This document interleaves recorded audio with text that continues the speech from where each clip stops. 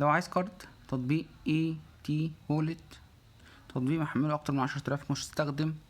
تطبيق كل المطلوب منك انك تسجل برقم تليفونك ويجيلك رمز التحقيق، وتدي صلاحية للجهاز او للتطبيق انه يخش على بياناتك، الاسماء، الصور، الفيديوهات، ويطلب منك صورة شخصية وصورة سيلفي، صورة بطاقتك، رقم موبايل يكون متسجل باسمك، وتطلب الكارد اللي انت عايزه.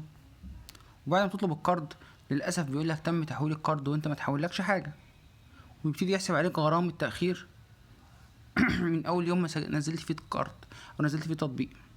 وده من رأي المستخدمين اللي استخدموا التطبيق.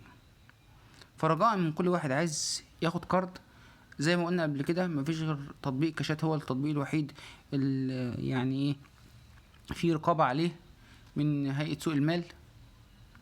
فبقية التطبيقات كلها نصبايا.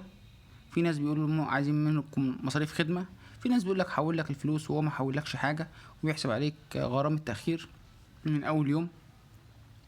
فرجاء يا جماعة اقروا التعليقات او خشوا على اي فيديوهات لاي حد واعرفوا التطبيق ده كويس ولا مش كويس قبل ما تحملوا التطبيق وتدبسوا، لان هو بياخد بياناتك، صورك، فيديوهات جهة اتصالك، كل حاجة.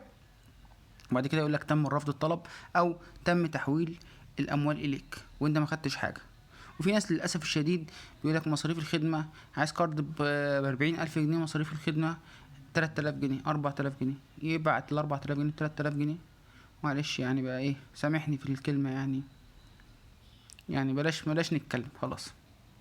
يضحك عليك، ينصب عليك، فبلاش حضرتك تصدق ان في تطبيقات ممكن تديك 40,000 جنيه.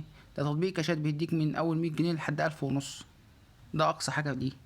انت تلاقي تطبيق يقولك 20 و30,000 جنيه وانت تصدقهم وتدفع مصاريف خدمة، ومعلش يضحك عليك. فاتقوا ربنا في نفسكم وفي صوركم وفيديوهاتكم وحاجاتكم، وايه، ما تصدقوش الحاجات دي. لو عجبك الشرح واستفدت مني، اشترك في قناتي اب ريفيو.